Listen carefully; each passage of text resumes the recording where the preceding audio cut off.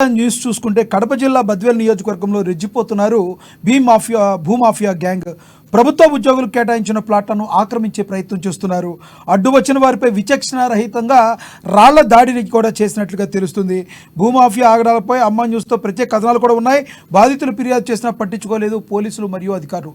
ఇదే విషయానికి సంబంధించి మరింత సమాచారాన్ని మా ప్రతినిధి యూసఫ్ అందిస్తారు. యూసఫ్, చెప్పండి, అక్కడున్న భూమాఫియా దందా ఏ రకంగా చేస్తున్నారు, మరి పోలీసులు పట్టించుకోవడం లేదా? Thank you Lakshminath. కడప జిల్లాలో ఇప్పటికే మనం బద్వేల్ నియోజకవర్గానికి సంబంధించి భూ ఆక్రమణదారులు ఎవరైతే దందాలు నడుపుతూ ఉన్నారో వారిపై ఇంతకు ముందే మనం ఒక కథనాన్ని కూడా ప్రసారం చేశాం. ఇదే నేపథ్యంలో 2 రోజుల క్రితం బద్వేల్ నియోజకవర్గానికి సంబంధించి ఎల్లారెడ్డి అనేటువంటి ఓ వ్యక్తి దాదాపు 5 సెంట్ల స్థలాన్ని ఖరీదు చేశాడు. ఆయన కొనుగోలు చేసినటువంటి స్థలాన్ని ఆక్రమించేందుకు ఆక్రమణదారులు వెళ్తున్నటువంటి నేపథ్యంలో అడ్డుపడ్డాడు. అతనిపై రాళ్లతో దాడులు చేశారు, విపరీతంగా గాయపరిచారు. అతనితో పాటు అతని కుటుంబ సభ్యులందరినీ కూడా ఆ రాళ్ల దాడిలో తీవ్రంగా గాయపడి ప్రస్తుతం అయితే చికిత్స పొందుతూ ఉన్నారు. ఈ వ్యవహారం అంతా కూడా స్థానికంగా ఉన్నటువంటి కొంతమంది భూ కబ్జాదారులు ఎవరైతే ఉన్నారో పోలీస్ కేసులు కాకుండా కూడా ఈ వ్యవహారం నడుపుతూ ఉన్నారు. ఇప్పటికే బాధితుల నుంచి ఎక్కడ కూడా సమాచారం పొక్కకుండా జాగ్రత్తలు పడుతూ ఉన్నారు. ఎక్స్క్లూజివ్ గా మనకు దానికి సంబంధించినటువంటి కొన్ని విజువల్స్ అయితే మన చేతికి చిక్కాయి. వాటిని మనం ఇవాళ ప్రసారం చేయబోతా ఉన్నాం. పోలీస్ అధికారులు కావచ్చు, రెవెన్యూ అధికారులు కావచ్చు, పదే మనం హెచ్చరిస్తూ వస్తా ఉన్నాం. భూమాఫియా చెలరేగిపోతా ఉంది, గ్యాంగులను మెయింటైన్ చేస్తా ఉన్నారు, ప్రజల ప్రాణాలు తీసేందుకు కూడా వెనకాడడం లేదని చెప్పి స్థానిక ప్రజలు అయితే ఆందోళన. అయితే యూసఫ్, చెప్పండి, ఇలాంటి ఆగడాలు చేస్తున్నారంటే ఎవరో ఒక పెద్ద తలకాయ కానీ లేదంటే ఏదన్నా ఒక రాజకీయ నాయకుడు కానీ అండ లేకుండా ఇలాంటివి చేస్తున్నారంటే 1కి 10 సార్లు ఆలోచించాల్సిన పరిస్థితి. ఎవరన్నా వీళ్ళ వెనక ఉండి చేపించే అవకాశం కనబడుతుందంటారా రాజకీయ నాయకుడు? ఖచ్చితంగా లక్ష్మీనాథ్. ఇప్పుడు ఎవరైతే దాడులకు పాల్పడ్డారో వారిపై 10ల సంఖ్యలో భూ వ్యవహారాలకు సంబంధించిన కేసులు ఉన్నాయి. గతంలో ఆర్డీఓగా ఇక్కడ బద్వేల్ నియోజకవర్గంలో ఎవరైతే పనిచేశారో అతను వీరి వద్ద నుంచి నకిలీ పత్రాలను కూడా స్వాధీనం చేసుకున్నాడు. వీరిపై కేసులు కూడా నమోదు చేశారు. అయినప్పటికీ కూడా స్థానిక పోలీసులు వీళ్ళపై ఎందుకు చర్యలు తీసుకోవడం లేదని చెప్పేసి సామాన్య ప్రజలు నిలదీస్తూ ఉన్నారు. వీరిని ఎందుకు అంతగా అభిమానిస్తా ఉన్నారు? వీరు కబ్జాకోరులు, ఈ విధంగా దాడులకు పాల్పడతా ఉన్నప్పటికీ కూడా డైరెక్ట్ వీరిపై పీడీ యాక్ట్ నమోదు చేయడానికి ఎందుకు పోలీస్ యంత్రాంగం, రెవెన్యూ యంత్రాంగం 2 కూడా నిర్లక్ష్యంగా వ్యవహరిస్తా ఉన్నాయని చెప్పేసి ప్రశ్నల వర్షం కురిపిస్తా ఉన్నారు. స్థానికంగా జరుగుతున్నటువంటి రాచకాలను దాదాపు 100,000 కోట్ల రూపాయలు విలువ చేసేటువంటి భూములను నకిలీ పత్రాలు సృష్టించి అమ్మకాలు కొనసాగిస్తా ఉంటే అధికారులు చర్యలు తీసుకోకపోవడము, ప్రజలపై తమ భూములను తాము కాపాడుకునేందుకు ప్రయత్నాలు కొనసాగిస్తున్నటువంటి నేపథ్యంలో ఇటువంటి దాడులకు పాల్పడము, రకరకాల విన్యాసాలు అయితే ఈ భూ మాఫియా గ్యాంగ్ అయితే కొనసాగిస్తా ఉంది. ఇప్పటి వరకు కూడా జిల్లా ఎస్పీ దృష్టికి ఇటువంటి వ్యవహారాన్ని డైరెక్ట్ నేరుగా తీసుకువెళ్ళినట్టు కూడా మనకు సమాచారం అందుతా ఉంది.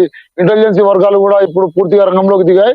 దీనిపై ఇక్కడ ఎవరైతే ఈ గ్యాంగ్ ను మెయింటైన్ చేస్తా ఉన్నారో ఈ గ్యాంగుల పైన ఆ సమాచారాన్ని ఆరాధిస్తా ఉన్నారు. వారందరినీ కూడా ఈ ఎన్నికల మూవ్మెంట్ లోనే అదుపులోకి తీసుకోవాలి, వారిని కఠినంగా శిక్షించాలని చెప్పేసి పోలీసు శాఖలో ఉన్నటువంటి కొంతమంది అధికారులు కూడా బాహాటంగానే తెలుపుతున్నటువంటి పరిస్థితి. పూర్తిగా చూసినట్లయితే ఇక్కడ ఎవరైతే ఒక వ్యక్తి పూర్తిగా పెద్ద బడా గ్యాంగ్ మాస్టర్ గా పేరు పొందాడు, అతనైతే ఎవరి భూములైనా సరే నకిలీ పత్రాలు సృష్టించి అమ్మకాలు కొనసాగిస్తాడని చెప్పేసి అతని మీద పేరుంది. పోలీస్ యంత్రాంగం మొత్తం కూడా అతని గుప్పెట్లోనే నడుస్తా ఉందని చెప్పేసి ఆరోపణలు వినపడతా ఉన్నాయి. వాటన్నిటికి కూడా పోలీస్ యంత్రాంగం సమాధానం చెప్పాలి. ఇవాళ జరిగిన దాడిని బయటికి రాణించకుండా దాదాపు 2 రోజుల క్రితం ఈ దాడి జరిగింది. మన వార్త ఇచ్చి 5 రోజులు గడుస్తా ఉంది. ఆ దాడి జరిగినటువంటి వ్యవహారాన్ని అయితే పూర్తిగా కప్పెట్టారు. దాన్ని బయటికి రాణించకుండా మిగతా వ్యవహారాలన్నీ కూడా అక్కడ ఉన్నటువంటి ఒక 2-3 వ్యక్తులు నడుపుతా ఉన్నారని చెప్పేసి ఆరోపణలు వినపడతా ఉన్నాయి. లక్ష్మీనాథ్, పూర్తిగా సీఎం సొంత జిల్లాలో బద్వేల్ నియోజకవర్గంలో ఈ విధమైన వ్యవహారం జరగడం జిల్లా వ్యాప్తంగా కూడా ఒక చర్చనీయాంశంగా మారింది. భూ కబ్జాకోరులకు ప్రభుత్వ అధికారులు ఎందుకు మద్దతు ఇస్తా ఉన్నారు, వీరి చేసేటువంటి కార్యకలాపాలను ఎందుకు అడ్డుకోలేకపోతున్నారు అని చెప్పి సామాన్య జనం. చెప్పండి, పోలీసులు కూడా తమ చేతుల్లో పెట్టుకున్నారు అంటున్నారు. ఆ 2-3 వ్యక్తులు అంటున్నారు. ఆ 2-3లో కనీసం 3లో ఎవరన్నా ఒకరిదో 2 పేర్లు ఏమన్నా తెలియవచ్చునియా? ఏమైనా చెప్పగలరా ఆ పేర్లు ఎవరెవరియో? పూర్తిగా గతంలో కమ్యూనిస్టు పార్టీ తరఫున ఎవరైతే పనిచేశారో చంద్రశేఖర్ అనేటువంటి వ్యక్తి యొక్క వ్యవహారానికి మొత్తం మూలకారకుడుగా స్థానికంగా ఉన్నటువంటి వారు భావిస్తా ఉన్నారు. ఇదే నేపథ్యంలో కమ్యూనిస్టు పార్టీల నుండి కూడా అతన్ని బహిష్కరించారని చెప్పి కూడా స్థానిక ప్రజలు తెలుపుతున్నటువంటి పరిస్థితి. మనం విజువల్స్ లో కనుక చూసినట్లయితే అతను ప్రత్యక్షంగా ఉన్నాడు.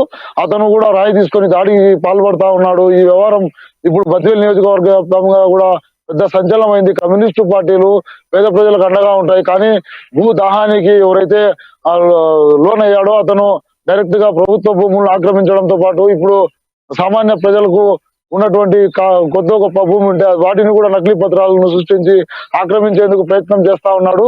ఇతన్ని ఏ పార్టీలో లేకుండా పూర్తిగా కమ్యూనిస్టు పార్టీలు అయితే వైదొలిగించాయి. ఇటువంటి నేపథ్యంలో ఇతను ప్రత్యేకంగా గ్యాంగ్ ను ఏర్పాటు చేసుకున్నాడు. అధికార పార్టీ కావచ్చు, ప్రతిపక్ష పార్టీ నాయకుల్లో ఉన్నటువంటి కొంతమంది వ్యక్తులను కలుపుకునేటువంటి వ్యవహారాలు నడుపుతా ఉన్నాడని చెప్పేసి ఆరోపణలు వినపడతా ఉన్నాయి. లక్ష్మీనాథ్, యూసఫ్ చెప్పండి, బద్వేల్ నియోజకవర్గంలో ఉన్న ప్రజెంట్ ఎమ్మెల్యే మరి వాళ్ళని అరికట్టడానికి ఏమన్నా ప్రయత్నాలు చేస్తున్నారా? వాళ్ళ ఆగడాలను అరికట్టడానికి అక్కడ ఎమ్మెల్యే ఎటువంటి చొరవ చూపిస్తున్నారు అనుకోవాలి?